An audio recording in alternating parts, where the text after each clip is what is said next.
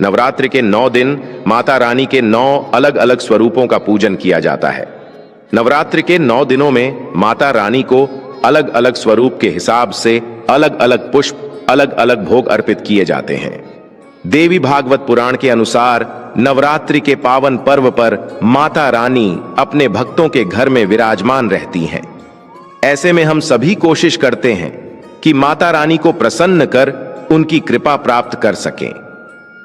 माता रानी की कृपा प्राप्त करने के लिए भक्ति नवरात्रि के 9 दिनों में कलश स्थापना करते हैं, माता रानी की चौकी की स्थापना करते हैं, अखंड ज्योत जलाते हैं, दुर्गा सप्तशती का पाठ करते हैं, व्रत और पूजन करते हैं। सभी भक्त माता रानी की कृपा प्राप्त करने के लिए अलग अलग उपाय करते हैं। माता रानी को प्रसन्न करने के लिए अलग अलग वस्तुएं अर्पित करते हैं। लेकिन क्या आप जानते हैं, कुछ ऐसी वस्तुएं हैं जिन्हें नवरात्रि के दौरान भूलकर भी माता रानी को अर्पित नहीं करनी चाहिए। अगर इन वस्तुओं को आप गलती से भी माता रानी को अर्पित करेंगे तो आपको व्रत और पूजन का पूर्ण फल प्राप्त नहीं होगा। इसलिए माता रानी की कृपा प्राप्त करने के लिए आपको यह जानना अति आवश्यक है कि कौन सी ऐसी वस्तुएं हैं जो माता रानी के पूजन में भूलकर भी इस्तेमाल नहीं करनी चाहिए। लेकिन दोस्तों, उससे पहले आपसे रिक्वेस्ट करते हैं कि वीडियो को लाइक जरूर करिएगा, दोस्तों को शेयर कर दीजिएगा और अगर आपने अभी तक चैनल को सब्सक्राइब नहीं किया है तो चैनल को सब्सक्राइब करके बेल आइकन जरूर दबाइएगा। सबसे पहली वस्तु है नारियल। हिंदू धर्म में नारियल को समृद्धि, धन, शुभता और सम्मान का सूचक माना जाता है। नारियल को श्रीफल भी कहा जाता है। नारियल को सुख समृद्धि में वृद्धि करने वाला माना जाता है। नारियल का हर मांगलिक कार्य में विशेष महत्व होता है। जैसा कि आप सभी जानते हैं कि माता रानी के कई मंदिरों में नारियल से बलि भी दी जाती है और माता रानी के पूजन में नारियल का इस्तेमाल हम सभी करते हैं। खासकर कलश की स्थापना नारियल रखकर ही की जाती है। माता रानी के पूजन में हम नारियल इस्तेमाल करते समय कुछ गलतियां कर बैठते हैं। दोस्तों, नारियल कई प्रकार के होते हैं। एक हरा नारियल होता है जिससे नारियल पानी पिया जाता है। एक होता है सूखा जटा वाला नारियल जिसके अंदर पानी नहीं होता। एक होता है जिस नारियल के अंदर पानी होता है और उस पर जटाएं भी होती है। और एक नारियल होता है जो बिल्कुल सूख जाता है, जिसमें जटाएं भी नहीं होती, जिसे गोला कहा जाता है। इसलिए यह जानना आवश्यक है कि माता रानी के पूजन में किस तरह का नारियल इस्तेमाल करें और कैसे इस्तेमाल करें। माता रानी के पूजन में सदैव पानी वाला, जटा वाला नारियल ही इस्तेमाल करें। नारियल पूर्ण होना चाहिए, यानी कि नारियल चटका हुआ या टूटा हुआ नहीं होना चाहिए, क्योंकि पूर्ण नारियल ही पूर्णता का और पवित्रता का प्रतीक होता है। पूर्ण नारियल ही सुख समृद्धि का प्रतीक होता है। पूर्ण नारियल को ही श्रीफल यानी कि मां लक्ष्मी का फल कहा जाता है। नवरात्रि में माता रानी के कलश की स्थापना करते समय भी सदैव साबुत जटा वाला, पानी वाला नारियल ही कलश पर स्थापित करना चाहिए।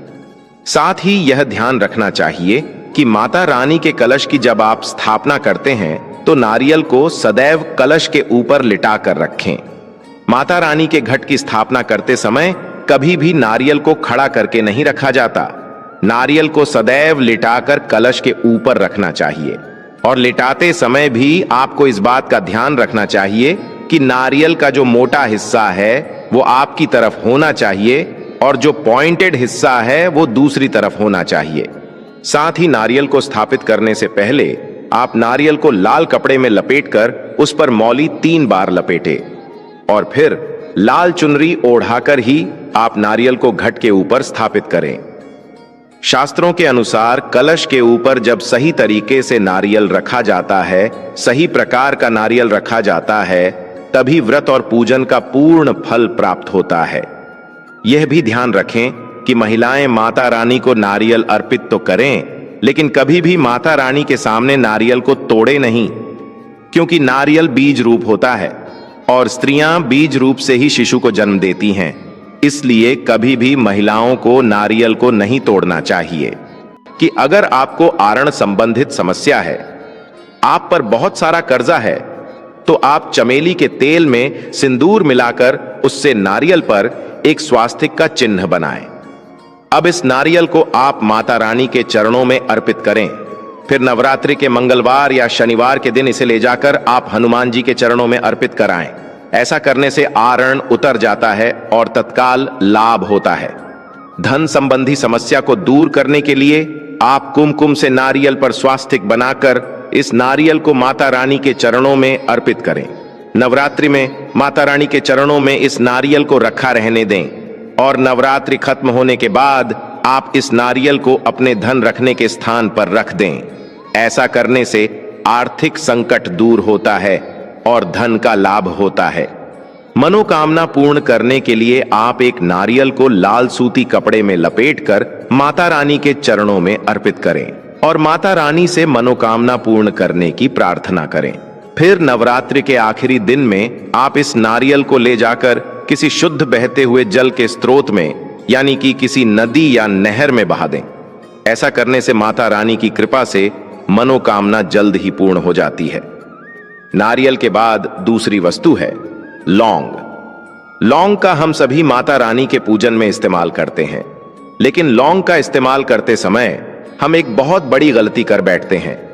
हमेशा ध्यान रखना चाहिए कि माता रानी को सदैव फूल वाली लौंग ही अर्पित करें। जिस लौंग के ऊपर फूल नहीं हो या फिर जिस लौंग के पीछे लकड़ी की डंडी लगी हो, उसका आप माता रानी के पूजन में भूलकर भी इस्तेमाल ना करें। फूल वाले लौंग को ही पूर्ण माना जाता है और माता रानी के पूजन में कोई भी अपूर्ण वस्तु, कोई भी खराब वस्तु इस्तेमाल नहीं करनी चाहिए। इसलिए सदैव माता रानी के पूजन में फूल वाली लौंग का ही इस्तेमाल करें। नवरात्रि के दौरान अगर आप नवदुर्गा मां को अलग अलग दिन के हिसाब से भोग नहीं लगा सकते तो आप रोजाना एक पान का पत्ता और 2 साबुत फूल वाली लौंग माता रानी को अवश्य अर्पित करें। ऐसा करने से नवदुर्गा मां की कृपा प्राप्त होती है।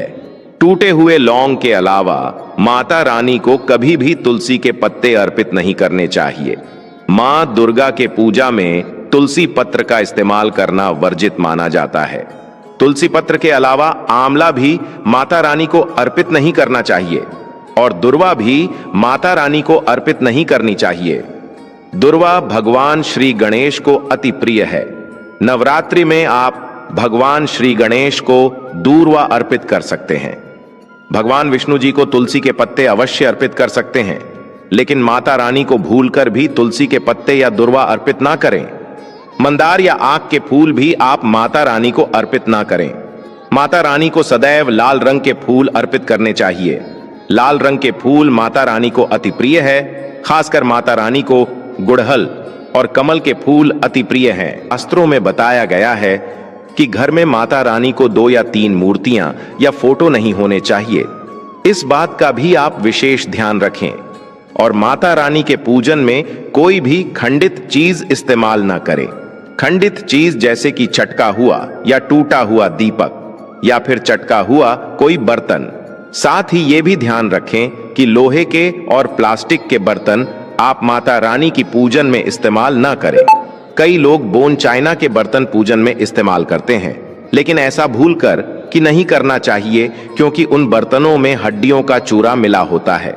तो ऐसे बर्तनों को भी माता रानी के पूजन से सदैव दूर रखें। साथ ही यह भी ध्यान रखें कि माता रानी को कभी भी अपवित्र स्थल पर उत्पन्न किए हुए अनखिले पुष्प यानी कि कलियां अर्पित ना करें। फूलों की पत्तियां तोड़कर भी आप माता रानी को अर्पित ना करें।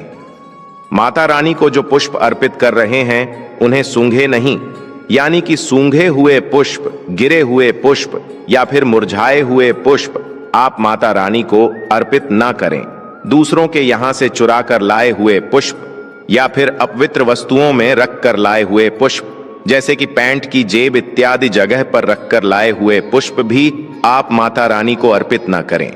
ऐसे फूलों को चढ़ाने से मां अप्रसन्न होती हैं और जातक को पूजा का फल प्राप्त नहीं होता। दोस्तों, नवरात्रि के पावन पर्व पर माता रानी की कृपा प्राप्त करने के लिए आप इन सभी बातों का विशेष रूप से ध्यान रखें। आज के लिए बस इतना ही। दोस्तों, अगर माता रानी को सच्चे हृदय से चाहते हैं तो कमेंट में जय माता दी अवश्य लिख दें। दोस्तों, अगर आपको ये जानकारी पसंद आया है तो वीडियो को लाइक करिएगा, दोस्तों को शेयर जरूर करिएगा और चैनल को सब्सक्राइब करके बेल आइकन जरूर दबाइएगा। आपका दिन शुभ हो।